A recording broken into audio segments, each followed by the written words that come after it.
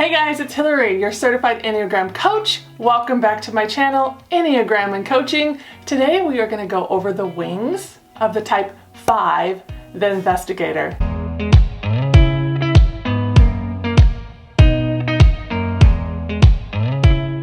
Alright, so before we dive into the type 5's wings, let's learn a little bit about what a type 5 is.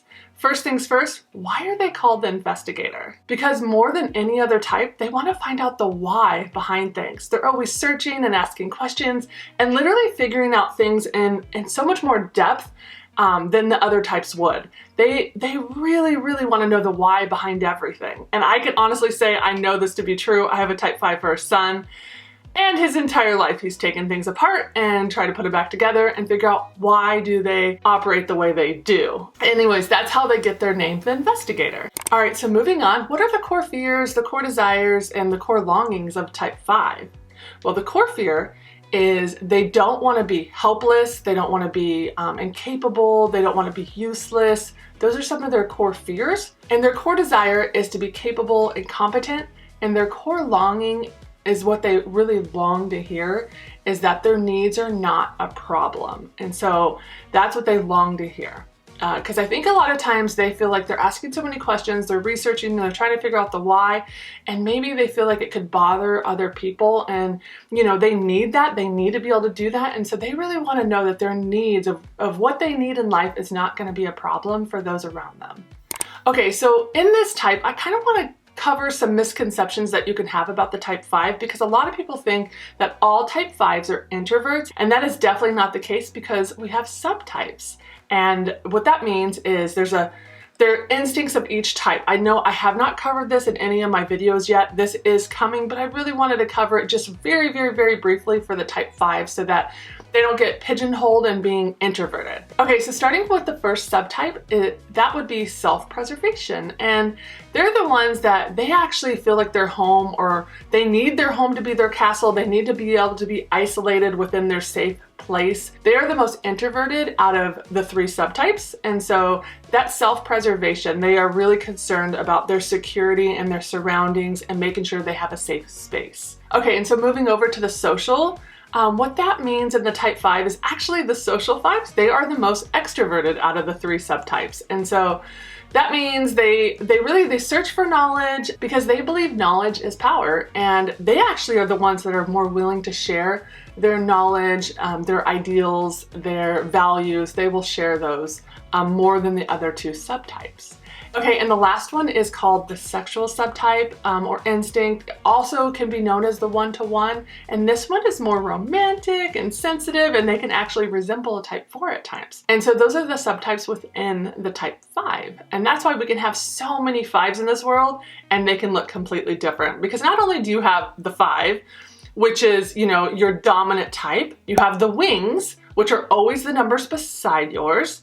You also have your arrows, which you can go towards a 7 or an 8. And then you also have your subtypes, your social, your self-preservation, your sexual. And so this kind of explains why 5s and all the types, because all the types have all of that, can look so different at times, because there's just a lot more depth to each dominant type, right? There's just so many more factors than just your plain type. All right, so let's move on to the wings of the type 5.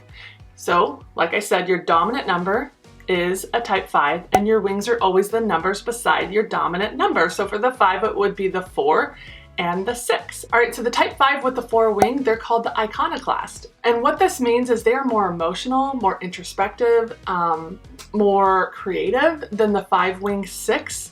They kind of pull that from the 4. They could be more withdrawn and isolated and more independent than the 5 wing 6. They do not like having things imposed on them. And when struggling, the 5 wing 4, they can detach from people by using their own knowledge and observation and insights to create distance from people. And so that is when they're struggling, they're going to totally withdraw and detach from people. Easier than the 5 wing 6. And their inspiring quality is they are amazing at pulling things apart and conceptualizing new ways to look at it from different and creative viewpoints. And so that's that inspiring quality of that type 5 with the 4 wing.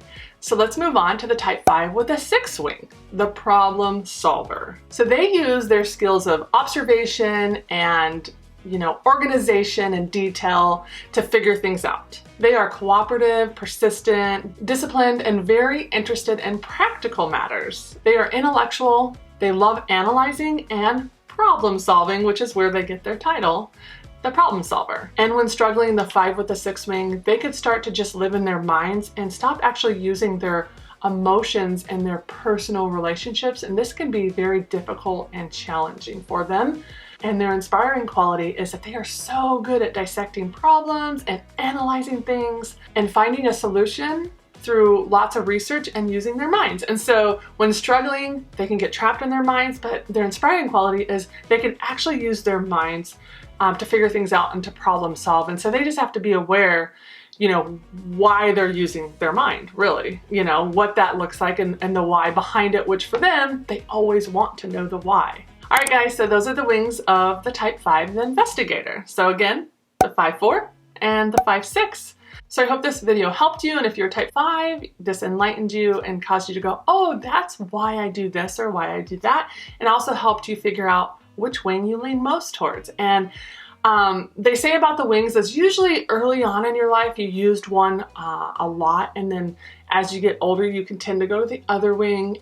You could be balanced in both of them. You can only use one. Some people even say I don't use either. And so it really depends on your self-awareness and what that looks like and how can it help me. How can wings help us with self-awareness and growth? That's the reason why I teach about it, because I do believe knowing your wing is a big piece of knowing why you are the way you are and how to grow and become the best, you that you can be. All right, guys, so that's all I got today. Don't forget to subscribe. That means the world to me. And also like the video if you did like it. That lets me know I'm doing a good job and to keep going. And so I appreciate all the love you throw my way. Put it in the comments below if you're a 5 or a 5 and what is your wing? I'd love to know. So, all right, guys, until next time, bye. Almost done. I'm almost done, guys. 5. Okay. Because there's so many, No, Luke, you have to get out of here. Oh my gosh, my foot is asleep. Last part.